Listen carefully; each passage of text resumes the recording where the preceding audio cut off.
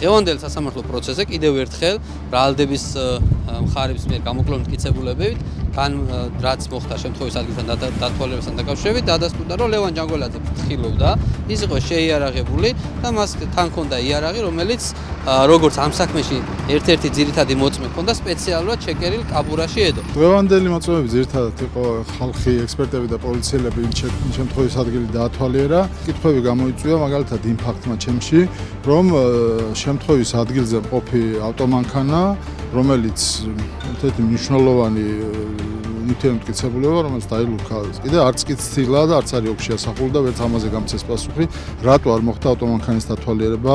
მკვლელობამდე ამ ავტომანქანით ლევან ჯანგველაძე მივიდა გურა მოქიას პანაშვიძე. გამომძიებელმა და ექსპერტ კრიმინალისტმა, რომელიც საკავებდე მოქმედებაში მონაწილეობდა, ვერ ახსნა თუ რატომ არ მოხდა ადგილზე ისეთი მნიშვნელოვანი მტკიცებულების გამოკვლევა, როგორც არის გარდაცვლილის ავტომანქანა. ავტომანქანის დათვალიერება მოხდა მკვლელობიდან 1 თვის შემდეგ 12 აპრილს. აქედან გამომდინარე, როდესაც საუბარი არის ხელკვალზე დანაშაულის გახსნაზე, ბუნებრივია იწვევს კითხვებს ის, თუ რატომ არ გამოიკვლიეს ისეთი მნიშვნელოვანი მტკიცებულება, როგორც არის გარდაცვლილის ავტომანქანა. გია ჩატუნერთან ერთად ამ ავტომანქანით ლევან ჯანგველაძე მივიდა პანაშვიძე, სადაც იქიდან გამოსვლის შემდგომ უკვე მოხდა მკვლელობა. ეს მოწმე დაიკითხება სასამართლოში და ბუნებრივია იქ ბევრი კითხვა ექნება დაცვის მხარეს მასთანაც.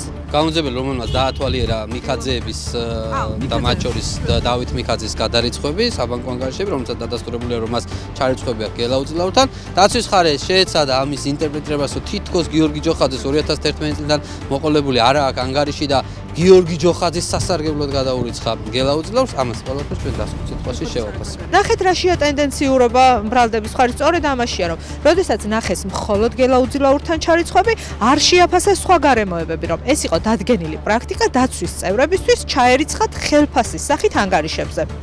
თანხა დანიშნულებაში მითითებულია რისთვის ირიცხებოდა, თუმცა ბრალდების მხარეს ეს გარემოებები სამწუხაროდ არ გამოუკვლევიათ. ამ ბრალდების მტკიცებულება ყველაზე მნიშვნელოვანი, ერთ-ერთი ყველაზე მნიშვნელოვანი არის ანგარიშები, ჩარიცხვები და გადარიცხვები. ბუნებრივია, როდესაც გამომძიებელი მტკიცებულებას აფასებს და იკვლევს, პირველ რიგში უნდა დაინტერესებს ამ ანგარიშებში ხომ არ იყოს საეჭვო გადარიცხვა, ან მიღება თანხის, ან გადარიცხვა, ან რაიმე ეკონომიკური манипуляცია, ასეც გამომძიებელმა გვიპასუხა, რომ ყურადღება არ მიუქცევია. როდესაც გამომძიებელი მოყავს ბრალდების მხარეს და კითხავს და ახსოვს მას მხოლოდ ის გარემოებები, რაც ბრალდების მხარეს ჭირდება და დაცვის შეკითხვებზე პასუხს ვერცემს, ვინ მოწმეები გამოკითხა, არ ახსოვს სახელები და გვარები, არ ახსოვს საგამოძიებო მოქმედებები, რომლებიც ჩაატარა, არ ახსოვს რა საპროცესო დოკუმენტები შეადგინა, ბუნებრივია დაცვის მხარეში ეს იწვევს შეკითხვებს.